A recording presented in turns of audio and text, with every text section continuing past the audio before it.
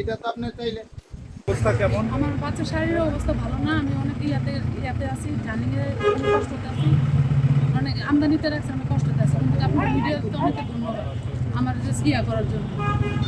তো এই কারণে আমি মানে জামিনে বেরোতে পারছি।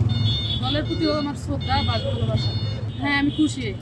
আমার বাচ্চার জন্য অনেক খুব ভালো হলো, আমার অনেক খুশি হলো। প্রথম আদালতে আমার বাচ্চা দেখে না মঞ্জুর করছে, পরে মিডিয়ার ব্যাপারে দেখে পরে আমাকে জামিন দেওয়া হয়েছে। রাত আনুমানিক 8টা বাজে আমাকে বলছে, কারণ তখনই আমি কোথাও আইন ইয়ার উপর মিডিয়ার প্রতি আসছিলাম আপনার ইয়াতে। গতকালকে আসছিলাম আপনার 2টার দিকে না, আজকে সন্ধ্যা অনেক প্রসেসিং করে